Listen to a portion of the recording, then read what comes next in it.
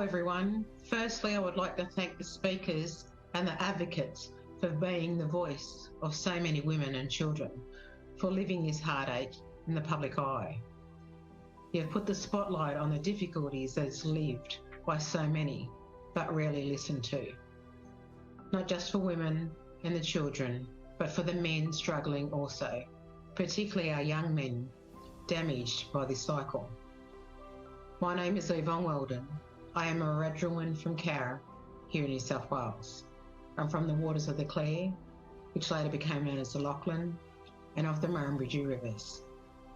I am a representative of the Metropolitan Local Aboriginal Land Council, who are the culture authority under the Aboriginal Land Rights Act for the land I am on. I would like to pay my respects to all elders past and present, to all First Nations, to you and the many nations of lands you're on today.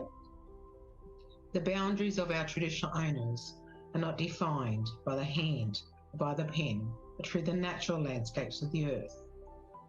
The Eora Nation's country covers the Hawkesbury River in the north, the Nepean in the west, and the Georges River in the south.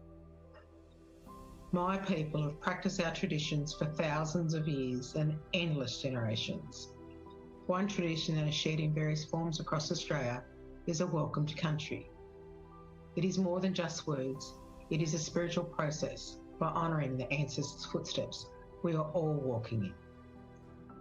And as you travel across this beautiful continent of ours, understanding you're entering the lands of nations, tribes and clans that have existed here for over 60,000 years.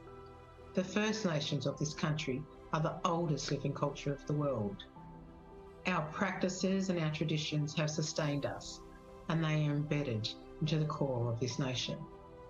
On behalf of the Metropolitan Local Aboriginal Land Council, the elders and the members, I welcome everyone to the land of the Gadigal.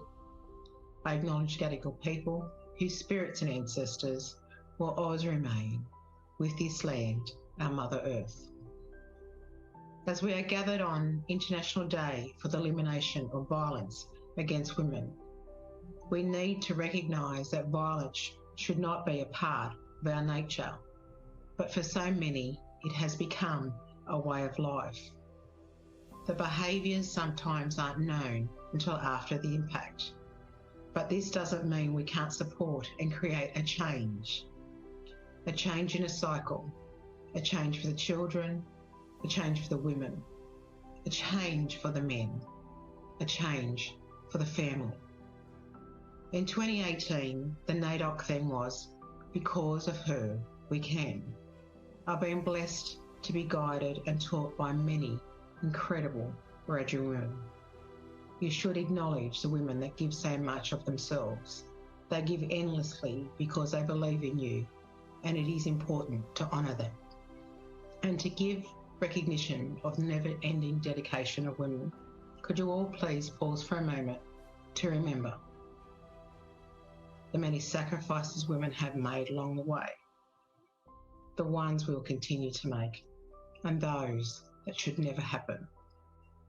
As you connect, learn and share today, tomorrow and beyond, know that we all can make a difference today and every day.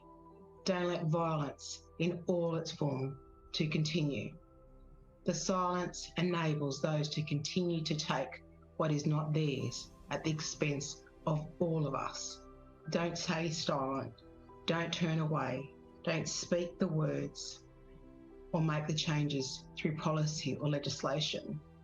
Be that change. Hear the women. Listen to the children. Invest in the families to invest in all of us. Prevent the future of heartache, bringing the healing to the past and to the now. And with your voice, the courage and our joint action, then and only then you can bring a healing to all of us. From one generation to the next. Don't live regretting what we should have done, but create the legacy of what must be done. We need to work together to make real changes and not just symbolic ones. Together, all women, along with the committed men that support and encourage, can bring about positive changes now and into the future. To make that future possible, let us all draw upon my people's spirits as we continue on our journey. May my people's spirits walk with you and guide you as we strive forward for us all. Again, on behalf of the Metropolitan Local Aboriginal Land Council, welcome to Gadigal land. This always was, always will be, Aboriginal land.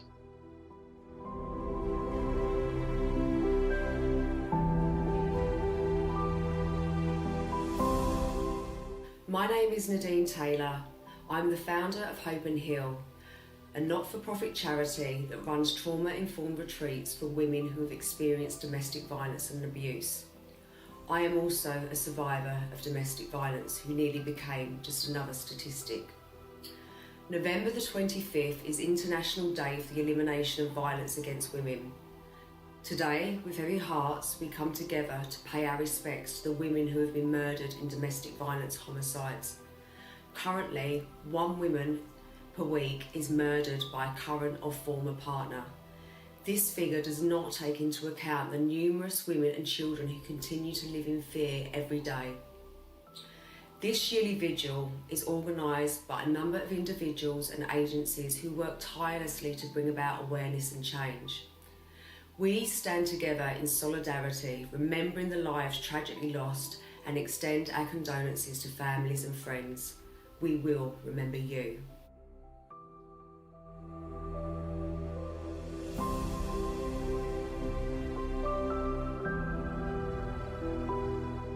Good evening, everyone. My name's Natasha Stock-Despoir. I'm speaking to you on Kaurna land. I strongly support tonight's vigil to end domestic violence. November 25, the International Day for the Elimination of Violence Against Women, is an opportunity for us to bring much needed attention to this global scourge, to this national emergency. You know, the single biggest risk factor for being a victim of domestic family violence or sexual assault in Australia today is being female. And there are groups that are disproportionately, horrifically affected by these rates of violence, including women with disabilities, women from culturally and linguistically diverse backgrounds, and Aboriginal and Torres Strait Islander women. Enough is enough. I support this vigil, and I hope that policymakers, politicians, and decision makers will understand this is a national emergency and deserves to be treated as such. But we all have a role in creating a healthier, more respectful, more ethical, and one-day violence-free society, because we know that gender inequality is inextricably linked with violence against women and children. So we have to address the issues of equality, inequality, and unfairness in our community. I send my support and solidarity to victim survivors. I thank you for your bravery and your strength. I also want to acknowledge those of you who work every day to keep women and children safe. Thank you. Enough is enough. I support this vigil. I hope you do too.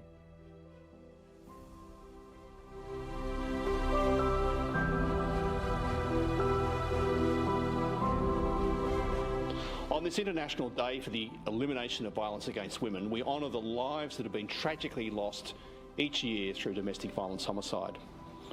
We're all too familiar with the grim statistics. On average, an Australian woman dies every 9 days at the hands of a current or former intimate partner.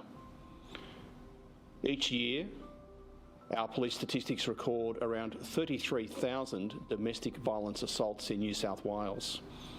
Each year, police are called out to around 140,000 domestic violence incidents in New South Wales. And these statistics are just the tip of the iceberg. We know that domestic violence is a notoriously underreported crime. And why is that?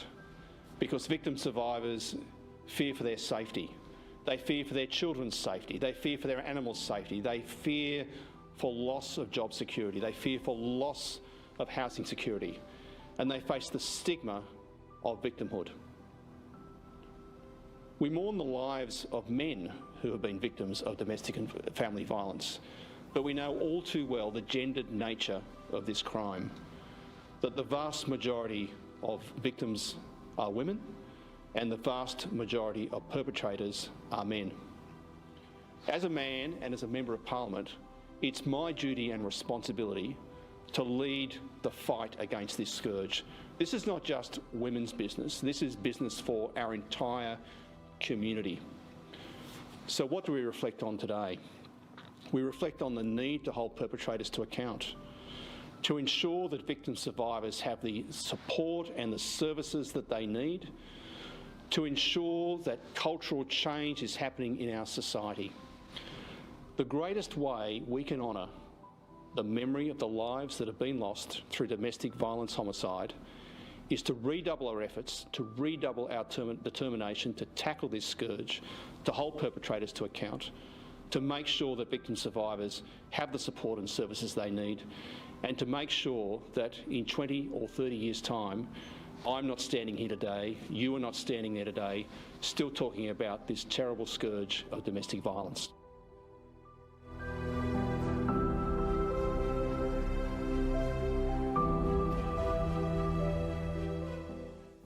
36 women have been killed by violence this year.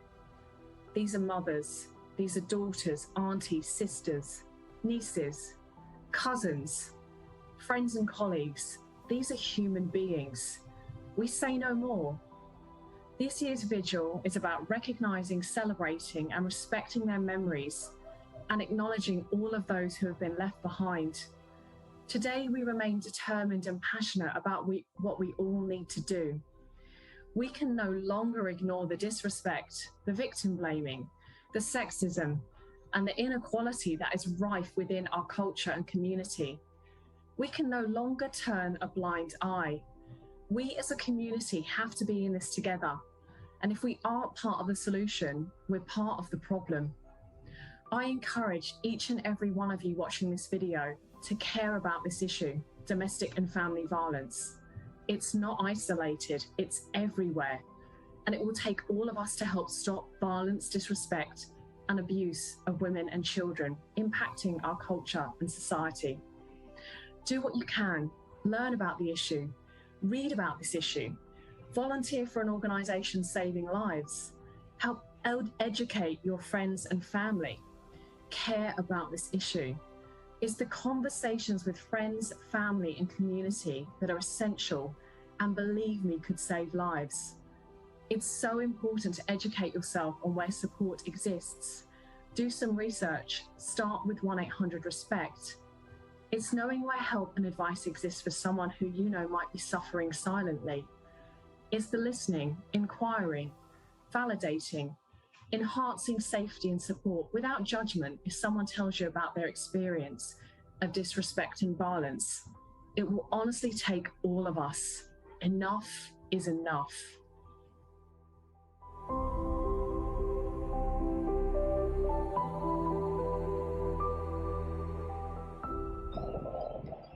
Assalamu alaikum, peace be with you.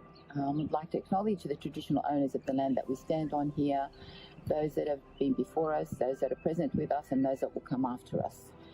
And in this moment of time, a time to remember the tragedy of the loss of lives, the women and children who we all remember continuously. And what are we doing about it? Remembering is not just to saying words.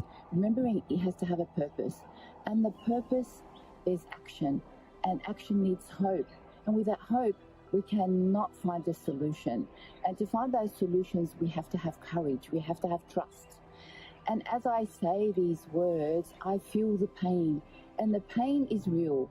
And in that reality of time that we are all gathering here at this moment, recognizing there needs to be healing.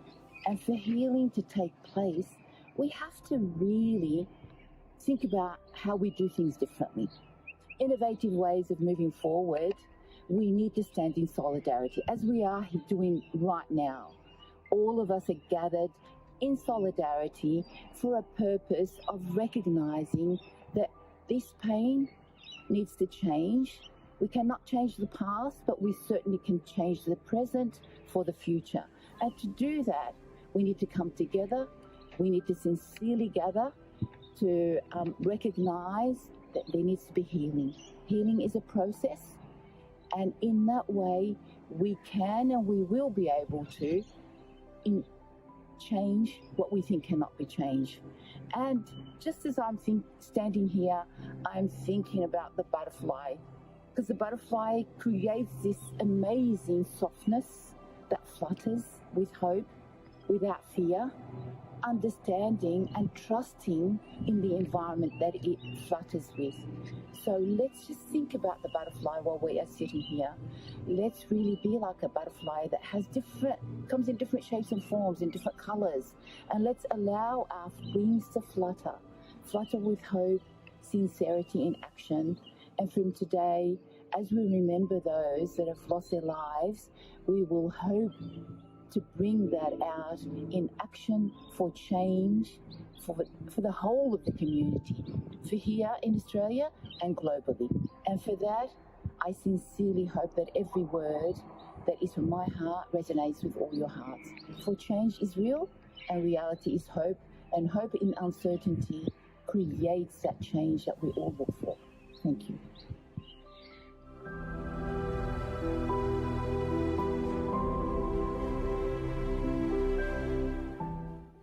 Hello, my name is Kitu Randawa and I'm the chair of the Indian Subcontinent Crisis and Support Agency, the first NGO in Australia specifically for the South Asian community.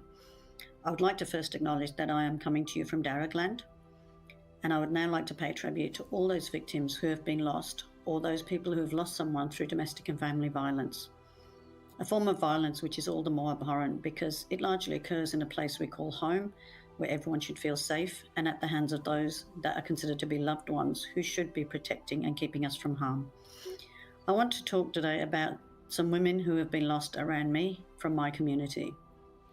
When I first started to work in domestic and family violence, my community, the Indian subcontinent community, the first reaction was to tell me to shut up. I was made acutely aware of the hostilities towards me and other people like me who raised their voice that this was unacceptable. Not only was the community in denial, but there was also keen collusiveness about keeping the silence on this and not letting it air in public. Around that same time, not far from where I live, a woman who the police did know about because they had attended her home for domestic violence situations, she was found burning on her front lawn. Later that day, she died. Her name was Jasmeen Kaur, and that was in 2013. Earlier this year, her husband was acquitted of her murder. Shortly after Jasmeen's death, another woman was found with acid or chemical burns, and weeks later, in early 2014, she also died. Her name was Monica Chetty. In her case, there's still a $500,000 reward for any information on her situation. These two deaths, which happened very close together, one in December, one in January, they hold real significance for me because on one hand, this was exactly the kind of situations people like me wanted to prevent in the first place.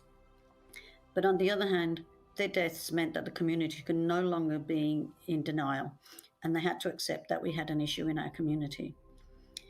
Then in 2015, Prabha Arunakumar was stabbed in Parramatta Park. Many believe this was domestically motivated, but nobody's been prosecuted so far. In 2017, Harjeet Kaur in Glenwood was killed by her husband in their home. The husband later committed suicide. And then last year, in 2020, Kamaljit Sidhu was killed by her husband, and that trial is yet to take place. What disturbs me about these women is that years later, there's been no justice for them or their families. Consider what sort of message this sends perpetrators and the challenges that we face in supporting our clients. All these women come from what is really a small part of the population in Western Sydney. 3 of them lived within a 15-kilometre radius. When 5 women die in one small community relatively close to each other geographically, it doesn't take a genius to work out that there is a significant problem. Women of our demographic and other CALD communities are reluctant to report, which will continue unless they see some justice for victims who are like themselves. When we come together to try and raise awareness and we want to eliminate violence against women, we need not just commitment, but corresponding action from those who make policy and put systems in place. The lack of appropriate response, legislation, and culturally appropriate support systems means that the system itself forces victims to stay in their abuse-ridden situations. We in the CAL community need to call out complex forms of abuse and violence, and the system then has to respond to those. There's a responsibility on all parties in addressing these issues. We know at times that some of the issues that are very culturally being perpetuated may seem repulsive and repugnant to some, and they may seem too hard. But doing nothing is not an option, because that will be at the cost of more lives, either through death or someone living in hell. Culturally based abuses such as dowry abuse, honour-based violence, female infanticide must be considered in the holistic domestic and family violence space. And then there's that most ultimately unpalatable issue where so many shirk from, and that is the role of women that in some communities who perpetuate the abuse, provoke the abuse, and they maintain the code of silence.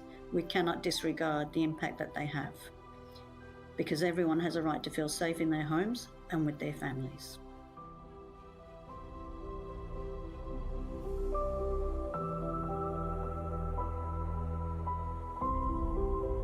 Men's violence against women is ongoing epidemic in Australia, and especially during this pandemic time.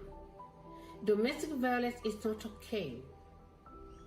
When someone is controlling you, they tell you you cannot call your mother or your father. You cannot call your friend. Your friend cannot visit you, or your mother cannot visit you, or your father cannot visit you. That is controlling. You cannot cook the food you want unless it's what he wants. Let us all join hands and stop this pandemic of domestic violence. When a woman comes to me that there's an abuse, I refer them to the service providers. I go an extra mile and connect them with play groups, social groups. Because if you just refer them to the services and you don't give them a social group, they don't have anyone talking to them, they don't have a friend. Because remember, they didn't have friends because of the control. They'll go back to that abusive relationship. Don't be a bystander. When you see something is wrong, call 000. Tell someone. There's a lot of help in this country. Domestic violence is not okay. And that's why me as Rosemary, the local hero, is supporting the Vigil. Thank you.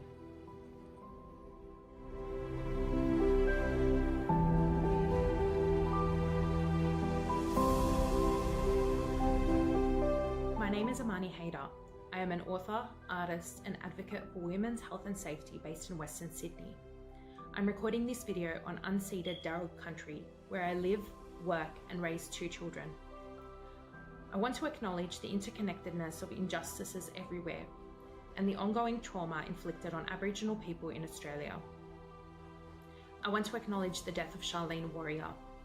She deserved so much better, and I extend my respect and condolences to her family. 34 women have lost their lives violently this year, according to Counting Dead Women Australia. I extend my deep condolences to their loved ones. Each death, like the epicenter of an earthquake, has an aftershock effect on the families and communities surrounding it. Last year, there were a total of 56. I remember laying down roses at a vigil at Hyde Park for them, remembering my own mother, Salwa Haider, who was murdered in 2015. A year in which 84 women lost their lives violently in Australia, according to the latest figures. The UN Secretary General has stated that global levels of violence against women have remained largely unchanged over the last decade. An estimated 1 in 3 women aged 15 years and older around the world have been subjected to physical or sexual violence by an intimate partner, non-partner, or both, at least once in their lifetime. These numbers do not reflect the impact of COVID-19, which is believed to have exacerbated risk factors for violence against women, including unemployment and poverty. Whilst death is the most severe and permanent consequence of violence against women, it is not the only consequence. Many women survive abuse and attempted homicide but go on to live with complex mental and physical injuries, including complex PTSD, brain injury, and other physical disabilities. This year's 16 Days of Activism campaign calls for inclusive, comprehensive, and long-term strategies and resources to eliminate violence against women. There are things we can change as a society that make the journey from victimization to recovery easier for victim survivors. These include making childcare affordable and accessible so that women are able to easily seek support, housing, employment, and legal advice after escaping violence. In fact, why not make it universal, allowing women to more fully participate in education and the workplace? This is entirely achievable for a wealthy nation like ours. We can establish and fund specialised trauma centres for victims and survivors so that they can heal in safe spaces, tailor-made to their needs. We can also say no to offshore processing for refugees who have escaped violence and trauma, only to re-experience it in detention centres. We can better recognise the intersection of issues that victim survivors navigate and account for the fact that healing from abuse is particularly difficult if you've experienced racism, language and cultural barriers, disability, or discrimination because of your sexuality or gender identity. Empowerment and justice look like different things for different people, and every victim survivor deserves access to appropriate care and support. We can make our welfare system fairer and easier to navigate.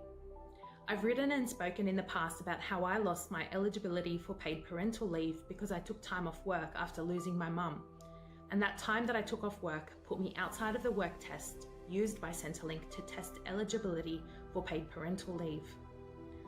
Even though I was able to advocate for a fair outcome for myself, the law remained unchanged until September 2021, when the exemptions to the work test were finally broadened to include domestic violence. Whilst reforms such as this can come from lived experience advocacy and storytelling, being able to tell one's story and influence change comes with significant challenges. Healing is a lifelong journey. Despite having engaged in counselling in the past, and despite the privileges I've had in terms of accessing support, I still feel the effects of my trauma. The first thing I did after I finished editing the manuscript for my book earlier this year was attend one of the retreats hosted by Hope and Heal.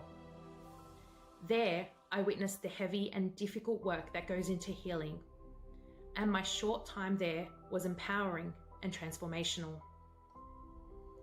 I would love to see these opportunities for long-term healing extended to all victim survivors, so that we are able to grow around our experiences and live fuller, more joyful lives. By providing comprehensive and long-term care in these ways and facilitating opportunities for recovery, we create a society in which support and sympathy for victims doesn't end when the news dies down or when the legal system has followed its course. What could be more radical and empowering for victim survivors than knowing that society stands with them and that they will be given every opportunity to flourish?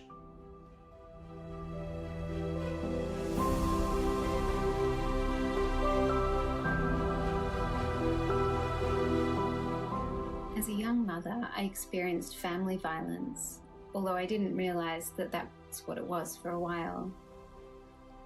I attempted to leave the relationship many times and only succeeded when my mental health was so affected.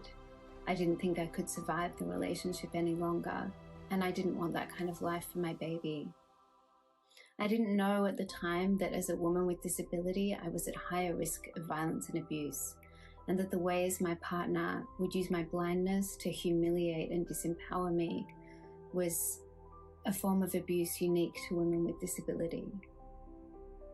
When I accessed services seeking safety, I had to disclose my blindness, and I was often met with awkwardness, ignorance, and even suspicion. I had to advocate constantly for my access needs, despite the fact that I have a lot of disability privilege. He would take my child in and out of my sight at handovers in parks, leaving me anguished when all I wanted to do was reunite and express my love for my little toddler. Later, at school events, there was the constant threat of him lurking just outside my small field of vision. The fact that he could see me and I couldn't see him gave him ample opportunity to mess with me and my relationship with my child. At a court-ordered mediation, my lawyer told me that the way he was gesturing at me would not be tolerated by a judge, and that I was lucky I couldn't see him. Later that day, she said she had grave concerns about going up against a man like that in court, and that I would be on par with the perpetrator because I had a disability. That turned out to be an understatement. In the many years of court proceedings that followed, my disability was constantly in the spotlight. I had to relentlessly defend my disability, explain myself, and justify my ability to parent. The whole focus seemed to be on my disability rather than the abuse that continued through a shared care arrangement and through the court process itself. My loved ones and I remained at the whim of the perpetrator for 18 years. Our services and systems need to recognize and respond to the diverse and often difficult realities of people who experience multiple forms of oppression and intersectionality. As women with disability, we need to be asked about our needs and challenges, and we need people to listen to us with empathy and work with us to create safety rather than cause more harm. I lead the Building Access Project, which is a movement that works towards creating access and inclusion for women with disability in the domestic and family violence sector. You can visit our webpage for toolkits, resources, to get in touch, and to collaborate on how we can better create access and inclusion in the domestic and family violence sector.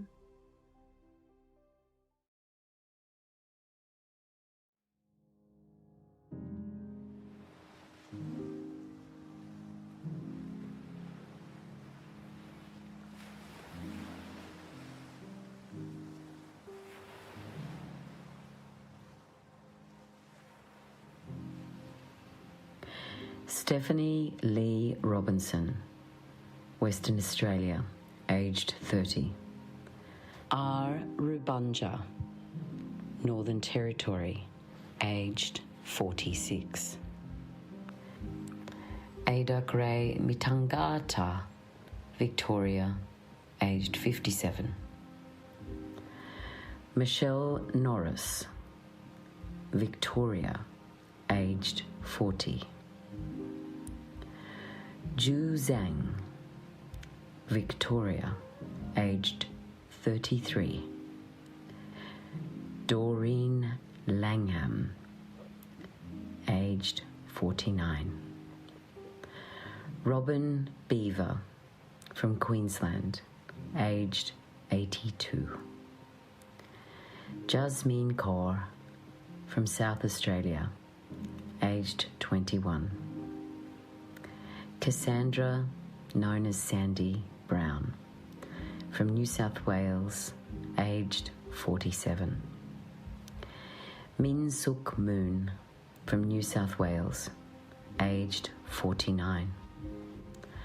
Maryam Hamka, from Victoria, aged 36.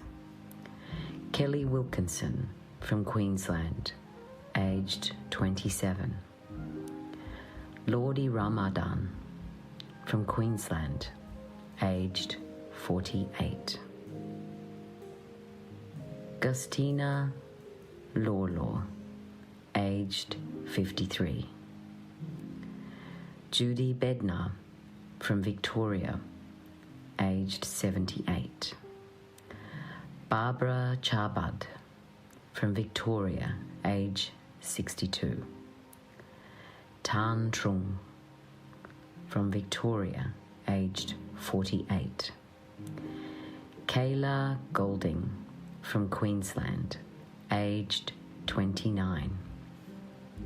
Stacey Klimovitch from New South Wales, 61. Denise Brameld, New South Wales, aged 51. Gabbie Marshall from Tasmania, aged 23. Michell from New South Wales, aged 50. Maureen Miller from Victoria, aged 77. Rachel Martin from South Australia, aged 44. Chi-Yung Yain from Queensland, aged 30. Cherry Gerente Ogar from South Australia, aged 37. Susan Murray from New South Wales, aged 66. Dusty Rose from Western Australia, aged 22. Unnamed from Northern Territory, aged 48. Angela Silk from Queensland, aged 45. Dee Annear from New South Wales, aged 34. Bernice Dent from Western Australia, aged 74. Unnamed from Victoria. Janet Dweh from Western Australia, aged 36. Michell Darragh from Victoria, aged 32. Miss Waterloo from Western Australia, aged 31. Unnamed from Northern Territory, aged just 34.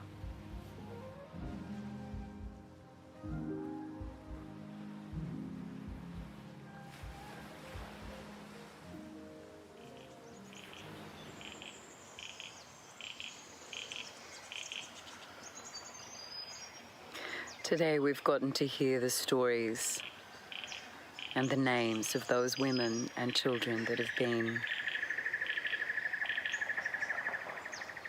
experiencing the impact of the hands of violence. And when we hear those stories, they ripple and permeate through our own skin. And as a state of reverence, in listening deeply with our own hearts, I invite you to place your left hand onto your heart and your right hand over the top of that. Take a big, deep breath into your belly and recognize the state that you are in right now.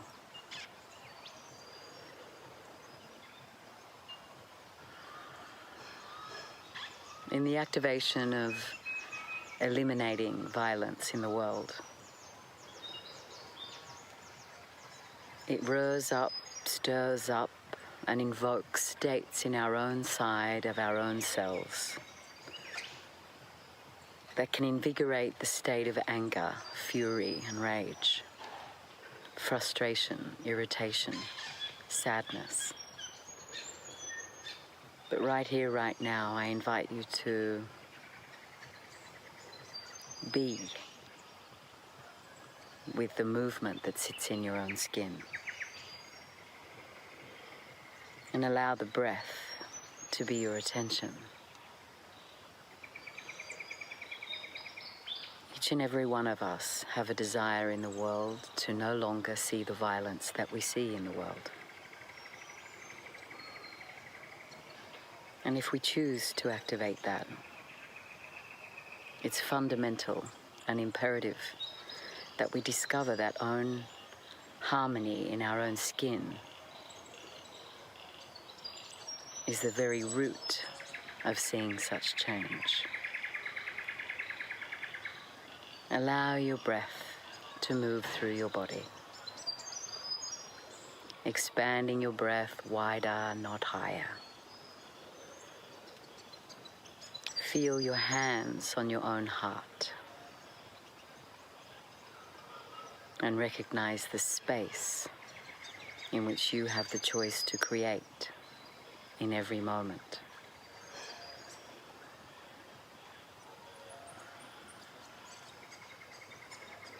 When we recognize our own ability to regulate,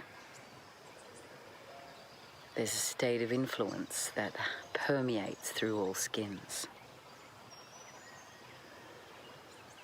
I breathe in the freedom. I release the pain. I breathe in the joy and release the sadness. I breathe in the harmony and release the dis-ease.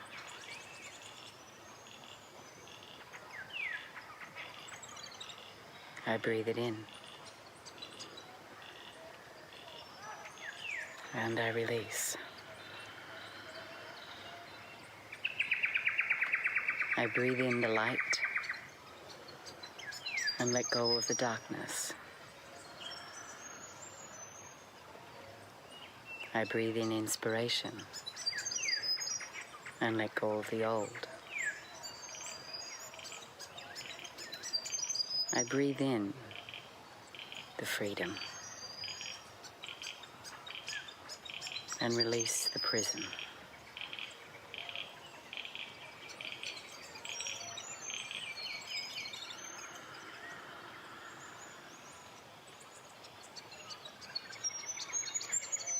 The very rage that sits behind the power of a punch is a person that has not the ability to regulate their emotions. Right here now, we regulate ours.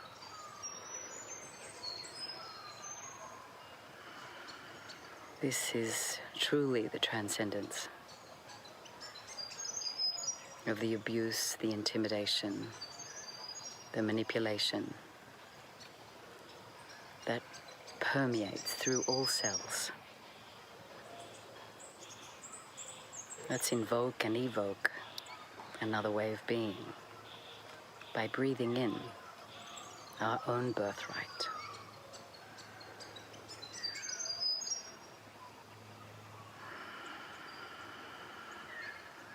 Just take a moment and feel your hands on your own heart. The sense of warmth and compassion that you have the ability to step out into the world with. And maybe all walk to that beat together.